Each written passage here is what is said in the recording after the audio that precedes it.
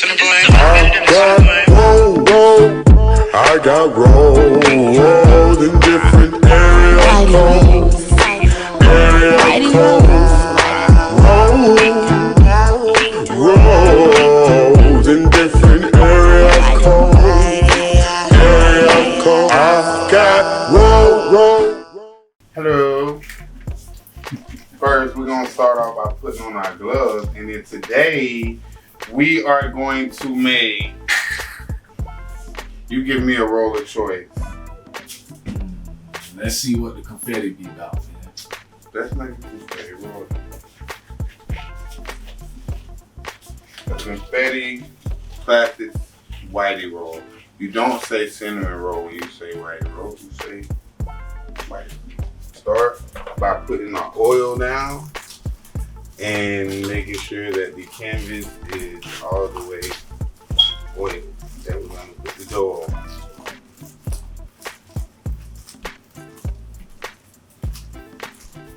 All of our dough is original dough, but we pre-make it and we just put it in the bags, like in new bags, and like we'll freeze it or refrigerate it for like the next day. So, and this one is still kind of cold.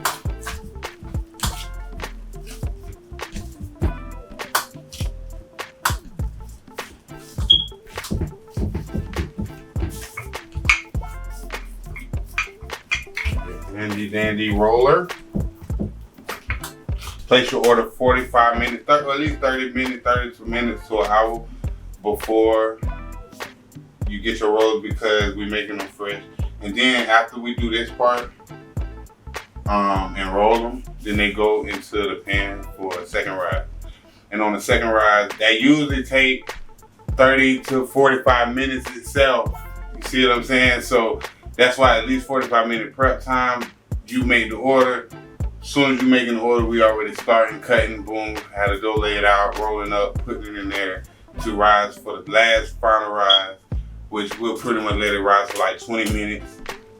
Put it in the oven to cook for 25 minutes, 45 minutes, right there alone. Some of them, depends on the ingredients that's inside of them. Some of them take a little bit longer, but like 50, maybe 50 minutes. I've even made a couple of the peach cobbler ones. I made it took an hour, just because of the stuffing inside, and you wanted to make sure that it was thoroughly cooked. When I first started selling them to the street, because I have been making them for a long time, since I was it was like actually my first job, like my first summer job. I worked in baking, and I was making regular cinnamon rolls. So, but when I first started, because of different Airbnbs that I was cooking out of, I know I cook them at, we cook them at a certain temperature each time. They all at 175, 175, somewhere around there degrees. I don't want to put the exact degree on it right now. I know it, but I don't know it right now by heart. But we cook them all at the same temperature, and each oven is different. So sometimes you get an oven it looks like it's gonna fire out and it don't, and you put it on 25 minutes and it don't cook the roll all the way through, but the top is cooked, but it's still on 350, which is the last oven you use. That's why it's good to have like now we're getting a solid conventional oven, but then when we first started too, and I apologize to the people that came and when we first started that had problems too, because we was working out of different ovens and we cook them the same every time, but these ovens wasn't cooking them all the way through sometimes. And so we kind of hit us back when year and a half back was like, oh, my roll wasn't all the way cooked. Oh, da da da da da. So I was like, you know what? Don't worry about it. You get free rolls, because that's not how we operate. It wasn't us. It was the oven. So I was just like, man, we're finna give away rolls and rolls and rolls and rolls. So if you got rolls, just know we got you. Then we come through with the spread game.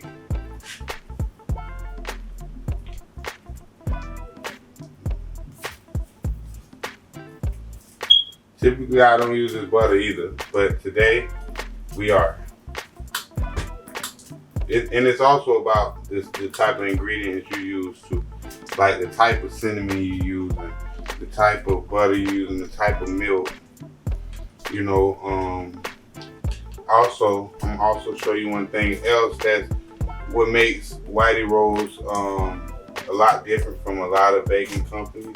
And so special to me is because the eggs that are in this dough, they're not regular eggs, they're all organic and they come from the farm. They actually are firm farm eggs. And here they are right there. They are organic eggs, fresh from the hen's buttocks. So that is one good thing. And then I also had an order where we use duck eggs as well.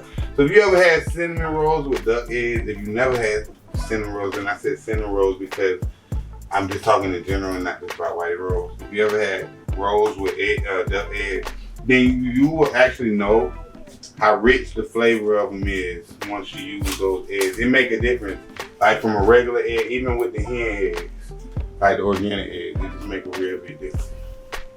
Then you see which way we're gonna cut. Depends on what kind of rolls I'm gonna make. I usually cut the sides off too, so that we have a real clean cut when we're doing the rolls.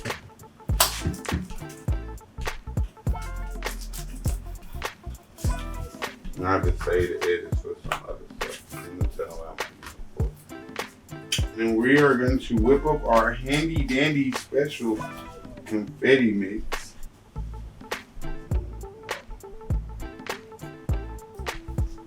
There's really not a science to the confetti. Confetti is really, it's just simple.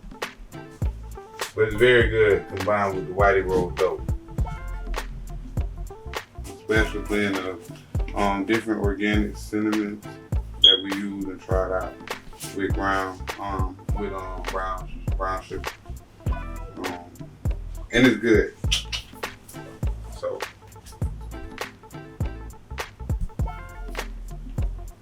and a lot of people ask me different questions too online about like our recipes and like when I'm making this and when I'm making that, like what do I use? Like do I use this and do I use that? Right now, what I'm going to tell those people is that I got a cookbook coming soon. So guess what? You'll be able to purchase the cookbook and see exactly how you make the Whitey Rollz and what exactly is in it and what you do and do not put in it. But I just showed you a little sauce right there. So that was essential to the basic. Then we come to the greasing pot method. The greasing the pan. Pan must be greased. Good. Most people would do it a little different than what I'm getting ready to do because I'm not only going to grease the pan, but I'm also going to give the roll a sweet and crispy base. And then I base my pan with this. You can use different things to base it with. So, but this base that I use on the bottom of my pan with the oil is gonna give it that crispy, sweet bottom instead of being just like burning regular. So now we roll it. These, we're gonna make these a little smaller.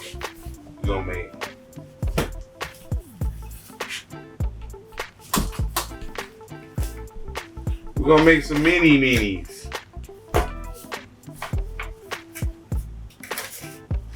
Out of those to give us more. And there's no need to worry about cross-contamination because if I was making an order, I would pretty much make, if I had an order with strawberries, confettis, and we had an order with the butterscotch ones that we just did, then instead of doing it how I just did it, I would make all confettis, all butterscotch, all strawberries, and like that, so you won't be cross-contaminating. But right now, for the session, we're gonna cross-contaminate. That's the thing about it. I'm not throwing shade, but like I've been in Cinnabon, and like the inside is very, very, very gooey. When you do think of cinnamon rolls, you do think of kind of the inside got to be a little gooey, but just not doughy, you know. So even when back in the day when I told the first story about the people that was like, oh, well these are kind of gooey, you know, but Cinnabon's gooey. You know, cinnamon rolls are kind of gooey in the middle, but Whitey rolls are thoroughly cooked through. But they soft. And they're supposed to be soft as well. So as long as they soft and you good. You good. Don't worry about what the other say. So at this point, they are ready for the last and final rise. Do you see those? Do you see? Do you see?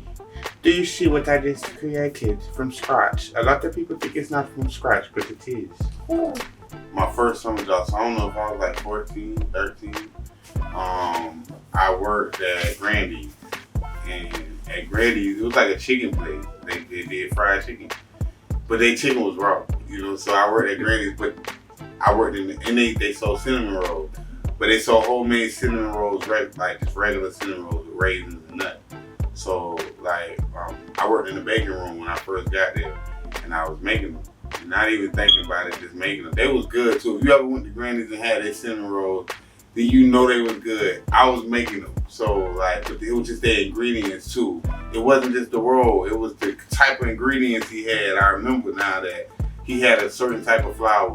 He had a certain type of yeast, a certain type of, you know, everything that made that roll taste that way. So through the year, I got fired. I got fired like probably like a month after working there. And then, so I wasn't even thinking about it. Then I got in a situation around 2012. And in 2013, I went back to that job and got a job there again. And he put me back in the baking room. So I was making cinnamon rolls again. Made it for a while and I stopped and just pursued my career, my endeavors elsewhere. But then I make them for my family. You know, I make them different events, get-togethers. If I go places and people want something sweet, I'm like, hey, I can make this. And they're like, what? No, you can't. And I'm like, yeah, I can. I make them just through the different people. Everywhere I've been and made them, people was like, man, these good, bro, these good. Bro, why you don't sell these, this, that, the third? So I was like, because I don't bake, I don't cook. I cook, I know how, but I don't, that's not what I do. And then COVID hit. But before COVID, I had already been praying, like a couple years before COVID hit, I had already been praying for some type of change in my life, for me to create some type of avenue or some type of revenue that wasn't illegal, that was all the way legal, where I wasn't straddling the fence and trying to be caught up to somebody I wasn't, or trying to be, you know, just in crowds that I don't need to be in and get myself caught up in and mess my whole life up. So I said, you know, I mean, I had already started being creative and trying different ones, but I was like, but not as many as I have now. But I was like, I don't sell rolls. And then in my other career, I felt like it was going to be kind of contradicting. Like, or not even, like, it was just like, well, I do this, I can't be doing this, when I was putting myself in a box. So I was making myself stagnant in a sense. Like, I was complacent, making myself complacent. So I was like, I'm going to try it, because nothing beats faith, but try it. And why not if I had already been praying for change for so long and to try to create a revenue, and I know I'm not going to work for nobody but myself.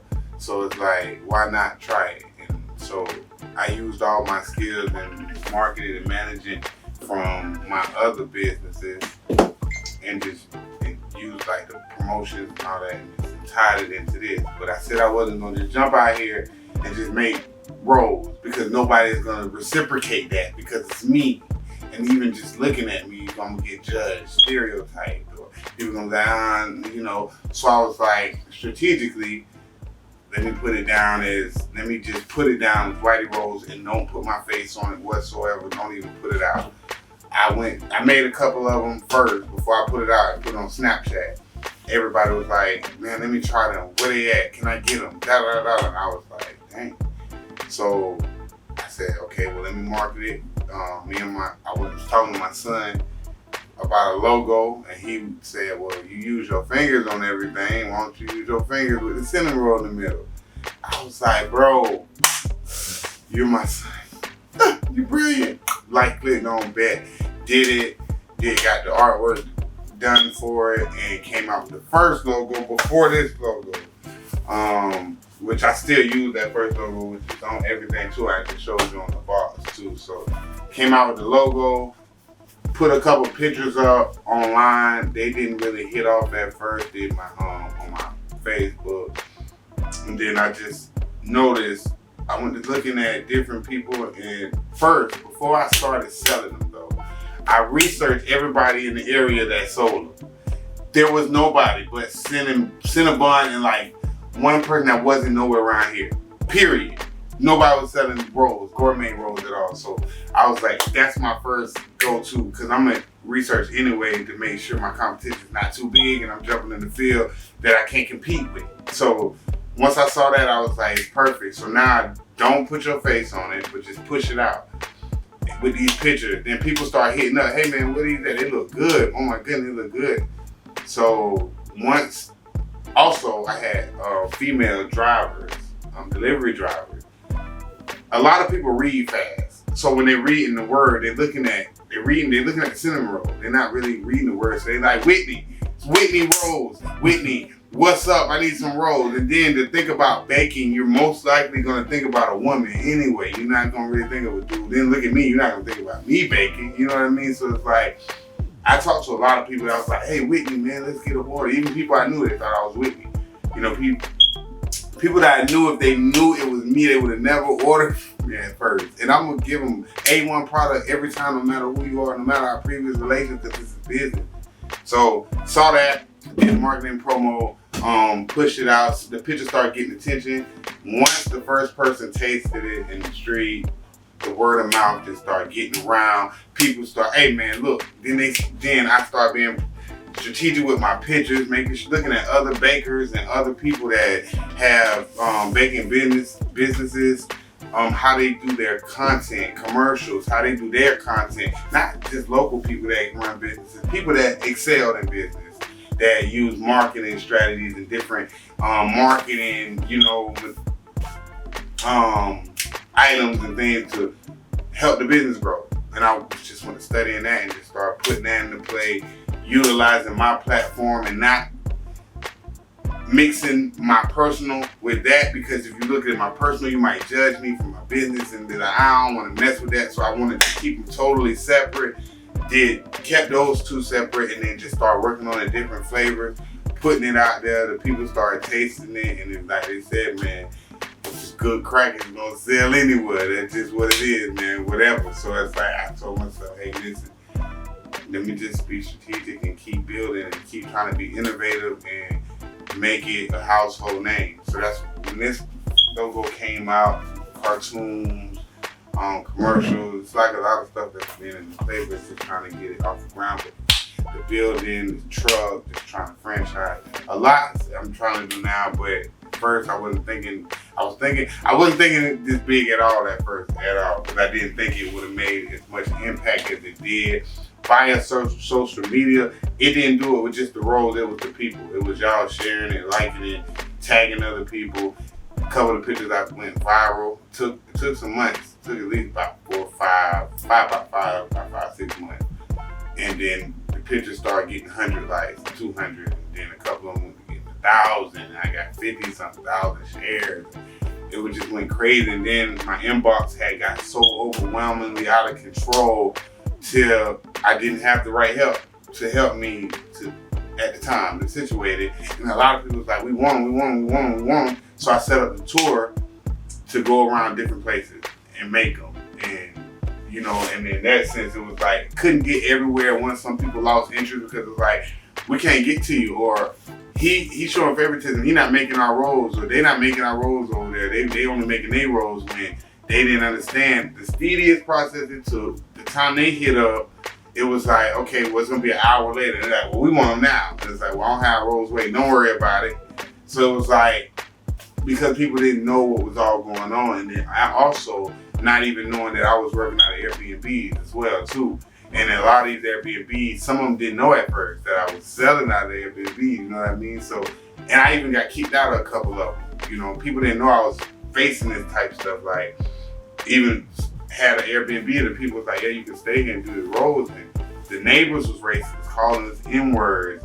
It was crazy, calling the worker, the girl I was with at the time, calling her out her name. So it left me to be like, okay, I can take it to mentality that I'm trying to stray so far away from, or I can learn from this and get away from this whole situation and try to figure out how I can set my foundation straight.